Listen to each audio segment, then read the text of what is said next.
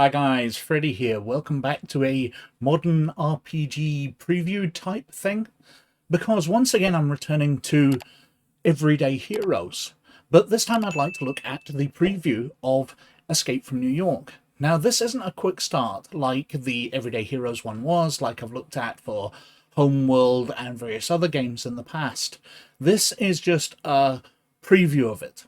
So although it shares a number of things with a quick start, it's not really that. First of all, every page is marked with pending licensor approval, which I'm kind of surprised they were able to release without getting the approval first, because after all, it does have the Escape from New York name plastered all over it. But it's very nice looking. It looks like they've taken the movie poster and processed it to turn it into sort of artwork. I've used similar filters myself when I've been doing various pieces of graphics in the past, but it does look very nice throughout. I like the layout inside as well. These neon borders with the outline of the Statue of Liberty and the Empire State Building within look absolutely excellent. They're so 80s. Really like the neon start to the film where it's plotting out the map and all that. Thumbs up from me. Now it goes through with the introduction. So crime rate in the United States rises by 400%. New York is sealed off and made into a maximum security prison. All the stuff which the movie says at the start. Then we're on to the Heroes Gallery. Because what this is mainly doing is giving us a preview of the starter adventure which will come with the game. So we've got some characters. So we've got Codename Alpha, a medium humanoid human American. His stats there and a wee bit of background. He's from a military family, but he ended up getting involved in a bank heist. And, of course, was caught, and he's being sent to the prison at New York. Because this adventure is set in the prison at New York for the escape of New York, but 4 years previous. So we've got him, we've got his stats, you know, he's a driver. If he wasn't in this adventure, he'd have a Humvee available to him. We've got Bravo, who's a street kid from Bangkok, was also caught up in the bank heist. He's got various abilities, he's got a criminal record, he's opportunist, uncanny dodge, thick-skinned, sort of combat type. We've got Charlie, who's a peace activist during World War III. She was involved in breaking the security and getting the access codes, but again was caught in the bank heist. So all the party members were involved in the same crime and are going to prison together, which is why they make a perfect team for the prison to recruit to deal with the situation. She's got various abilities. She's got charm, influence, etc. Then we've got codename Delta. Now, she was the hacker of the group, disabling the alarms and security cameras, although their contact apparently didn't inform them of everything. So she's got abilities, she's a genius, plans and improved plans, she's a know-it-all, mind over matter, etc. And then we're getting into the adventure. A group of 5th level heroes are sent into the city of New York in a prequel to Escape from New York. Here they'll encounter the early beginnings of what 4 years later will capture Snake Plissken, the protagonist from the movie Escape from New York. At that time, they'll formed the template from which Snake would later work: an infiltration, a mission, and a way to control the agent from going off on his own.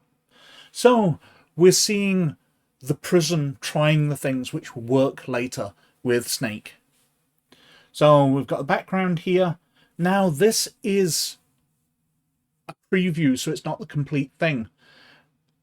And it's not even just like the start of the adventure. It's pruned down from that. Because when I first read it through, it's got the first few scenes where you get recruited and then you get into New York itself and start traveling through the city. Although, obviously, it doesn't have the rest. But it's missing absolutely vital information. For example, it's mentioning here that the mission is that somebody's planted a nuclear device in the head of the Statue of Liberty. So they'll destroy the prison guard camp, burst open New York and let all the prisoners out in a massive explosion, as well as killing a lot of prisoners, obviously, as well. But the players are being sent in to retrieve codes to deactivate that. But nowhere in the preview bit does it hint where these codes are. Although it's constantly mentioning that you're heading for the Empire State Building. So I'm guessing that's where the codes are supposed to be, but it'd be nice to be told. Anyway, it also, rather jokingly, it mentions they've been all caught by the police for performing various crimes ranging from murder and bank robbery to repeated uses of profanity in public places. Well, all the 4 sample characters are part of the same bank heist team. So none of them are particularly murderers, and none of them have just been using profanity. Maybe in the full game you're going to get a much wider range of characters to use. It mentions you've got 24 hours, so it's on the same kind of clock as the movie. Then we've got arrival in New York as they arrive on the bus to go to prison. And they meet up with Bob Hogg, which in the movie was played by Lee Van Cleef, who this does not look like. I'm disappointed that they couldn't make it look more like Lee Van Cleef, even if this character had less hair, because Lee Van Cleef, by the time he filmed Escape from New York, was extremely balding. And this character isn't. Even if it's 4 years earlier, I know what Lee Van Cleef looked like at that time, and it wasn't like this. So the introduction, as he speaks to them, we've got a series of questions and answers, guiding them through. You'll want to go through the subway system, heading for Herald Street Station. That's the closest one to Empire State Building.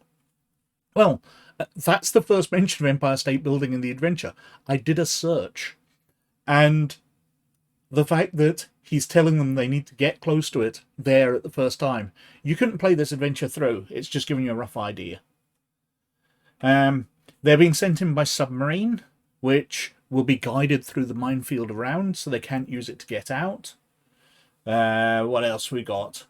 We've got as they arrive on the docks and head through the start of the city. It's got a slightly different tone than the movie, because it's mentioning things like people having left their fishing gear on the docks. So people are surviving in the city, as in the setup you get dumped in there and you have to stay in there for the rest of your life. It's a lifelong prison. They need food. So some of them have become fishermen and they've set up their equipment along the docks. And it makes sense. This feels a bit more like a real living world than the movie did. It never made too much sense, whereas they made a lot of sense of it in this adventure. We go through as they get attacked by some crazies.